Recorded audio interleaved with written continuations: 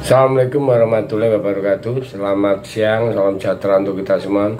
Salam rayu, salam untuk saudara semua yang ada di dalam maupun di luar negeri.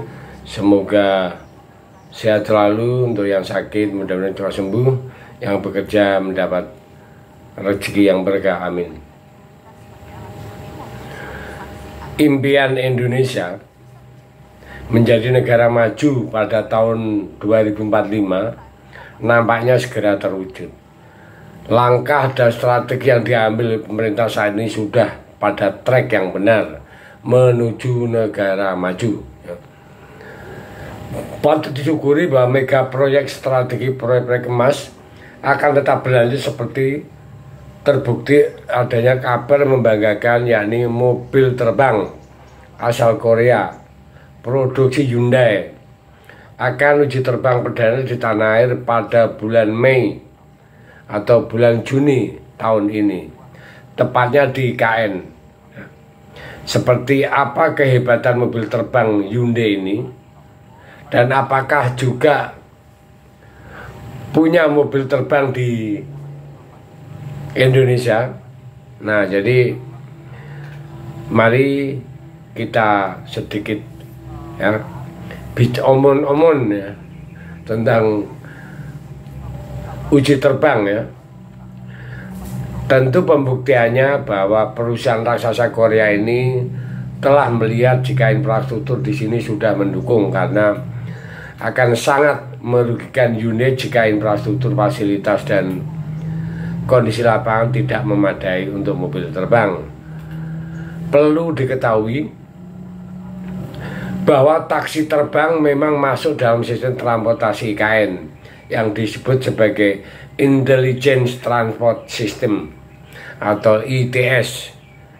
Pemerintah sendiri menargetkan bahwa pada tahun 2045 nanti kendaraan IKN akan diisi oleh mobil-mobil terbang dan mobil ramah lingkungan lainnya. Pada konsep IKN nanti tidak ada mobil dengan mesin bahan bakar fosil, semua harus ramah lingkungan menurut Deputi Bidang Transportasi Hijau dan Digital Otorita IKN Muhammad Ali Brawi ya, mengatakan ya, konsep mobil terbang ini mirip seperti drone besar yang dapat mengangkut penumpang dan barang. Teknologi ini akan memudahkan untuk mengakses rute yang sulit ditempuh melalui jalan atau kendaraan darat. Ini cocok menjadi kendaraan di IKN yang medannya banyak bukit, pegunungan, dan hutan. Sedang Bandara Pranoto Samarinda, Kalimantan Timur akan dijadikan lokasi uji terbang taksi terbang Hyundai. Taksi terbang yang diuji coba ini nanti akan dijadikan transportasi publik di ibu kota Nusantara yang baru. Dan akan melakukan uji coba juga taksi terbang di IKN pada tahun 2024 ya, sebentar lagi, mungkin setelah Agustus ya, karena rencana upacara pembukaan 17 Agustus ada di IKN ya.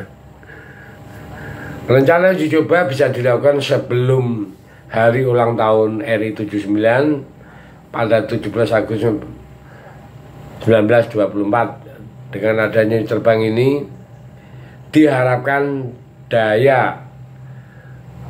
sumber daya manusia di Indonesia bisa menguasai teknologi tersebut dan perusahaan nasional bisa diajak bekerja sama dalam pengembangan kapasitasnya untuk menguasai teknologi taksi terbang ini ya, agar supaya terkolaborasi antara investor luar dan dalam.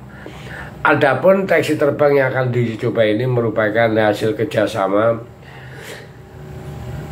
ION dengan Hyundai ya. Motor Group kedua telah menandatangani nota kesepakatan atau MOU untuk membangun ekosistem mobil cerdas. Hyundai tersendiri telah memamerkan konsep mobilitas masa depannya di Mobility Exhibition Center di Museum Transportasi Taman Mini Indonesia Indah, Jakarta Timur pada November tahun lalu. Konsep taksi terbang Hyundai ini diberi nama Cell Model. Ini memiliki konfigurasi 4 kursi penumpang dan 1 kursi pilot, serta memiliki ruang yang cukup besar untuk menyimpan tas. Cell dirancang untuk daya jelajah hingga 100 km dan kecepatannya bisa menyentuh angka 290 km per jam. Oh, mantap. Taksi terbang yang sepenuhnya bertenaga listrik ini juga mampu mengudara dengan ketinggian sekitar 1000 hingga 2000 kaki di atas permukaan bumi. Mungkin ada yang mengatakan bahwa mobil terbang yang akan melakukan uji coba adalah punya negara lain. Apa untungnya buat kita?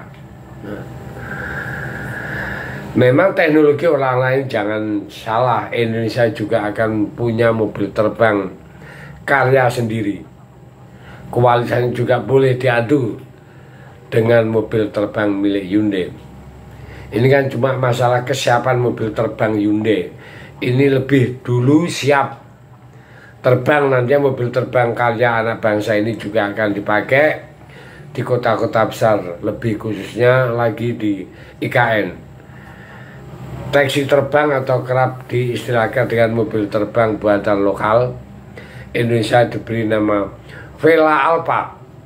Sedang dikembangkan Vela Prima Nusantara. Vela Aero, perusahaan berbasis di Bandung yang terdiri sejak setahun 2020. Spesifikasi dalam Alpa yaitu pesawat vertikal take off dan landing atau VTOL dengan 1 pilot dan 4 penumpang. Mobil terbang ini terlihat seperti pesawat jet kecil dengan baling-baling hingga terbang seperti helikopter. Ada baling-baling yang menghadap ke atas serta 1 menghadap ke belakang.